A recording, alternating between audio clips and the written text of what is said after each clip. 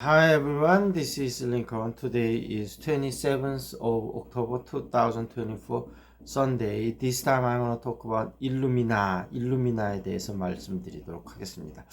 조금 생소한 분도 있을 텐데요. 유전자 분석 기업 세계 1위 기업이고 미국 회사고 미국에 이제 상장이 돼 있고요. 코로나 때 이제 일루미나가 없었으면 코로나 백신 개발에 훨씬 더 시간이 오래 걸렸을 거라고 합니다. 일루미나가 이제 그 코로나의 유전자를 분석해서 내놨기 때문에 그걸 기반으로 해서 여러 가지 제약 바이오 회사들이 백신 같은 거를 빨리 만들 수 있었다 이런 얘기고, 아무래도 이제 제약 바이오 업체가 성장하는 사업이다 보니까 이제 일루미나도 미래 성장성은 이제 나쁘진 않은데, 다만 이게 이제 계속 연구를 진행해야 돼서 R&D 비용이 생각적으로 높습니다. 그래서 수익성이 아직까지는 크지 않다 이런 것들이 좀 부담으로 작용을 하고, 그래서 지난 이제 3개월치 주가 흐름을 보면 한 120일에서 150불로 올랐다 살짝 조정받고 있는 모습이고, 현재 141.95불이고, 지난 10년치 주가 흐름을 보면 한 2015년에 한 155불이니까 지금하고 거의 비슷한 가격이었죠. 그랬다 2021년에 한 550불까지 올랐다가 또 80불까지 좀 떨어졌다가 올해 초가 되겠습니다. 그랬다가 이제 서서히 올라가고 있는 모습이다.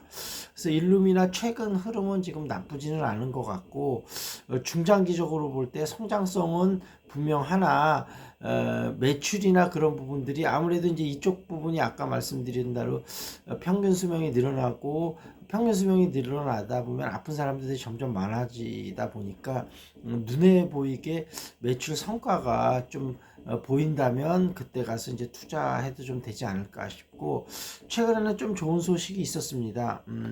지금 G레일이라고 한 2분 있다가 밥 먹는다니까요, 아빠. 2분 있다 먹는다고, 2분. 뭐 하고 있는 거야? 지금 영상 찍고 있다니까요. G레일이라고 지금 이제 미국 기업이 있는데, 이제 지금 유전자, 이제 암을 진단하는 회사인데, 요 회사를 지금 인수를 했는데, 지금 EU에서 지금 그 킬러 인수를 좀 걸었습니다. 그래서 그 경쟁 상대를, 그러니까 기업 혁신을 막거나 경쟁을 방해하는 거가 지금 발견이 된다면 22조를 동원을 해서 킬러 인수를 이제 걸을 수가 있는데, 일루미나는 아직 매출이 그렇게 아주 크진 않기 때문에 그 매출의 기준으로 초과되지 않기 때문에 기업 결합 신고 의무가 없는데, 이 조항 때문에 지금 소송이 붙어서 최종 이유를 통해서 승소를 했습니다. 그래서 부담감이 좀 덜을 것 같아요. 그래서 일루미나를 이런 관점에서 좀 살펴보고, 우리 재테크 멤버 중에서도 일루미나를 굉장히 긍정적으로 보시는 분이 있더라고요. 뭐 근데 자료가 그렇게 많지는 않습니다. 나름대로 여러분이 충분히 분석을 하셔갖고 좀 더 살펴보시면 좋을 것 같고요. 시사 이슈로 넘어가서 김건희 여사가 재등장했습니다. 지금 좀 요즘 김건희 게이트, 명태균 게이트부터 시작해서 워낙 좀 시끄러운 이슈들이 많아서 좀 몸이 아파서 병원에 입원했다 이런 이슈도 있고, 그걸 계기로 좀 요양 보내는 게 아니냐 이런 이야기들이 있었는데, 12일 만에 지금 폴란드 대통령 공식 환영 행사에서 등장한 걸로 봐서, 재등장하는 걸로 봐서 아마 이제 윤석열 대통령이 돌 맞으면서라도 간다 이런 의지를 밝혔기 때문에 그냥 갈 것 같습니다. 그래서 과연 김건희 여사의 이 어떤 게이트에 대한 국민들의 분노 지수가 지금 상당히 높기 때문에 이것이 원만하게 잘 해결이 될지는 잘 모르겠습니다. 앞으로 좀 지켜봐야지 될 것 같다, 그렇게 말씀드리도록 하고, 그 다음에 이제 국민의힘이 이제 내전이 본격화됐다 이런 이야기들이 좀 나오고 있는데요.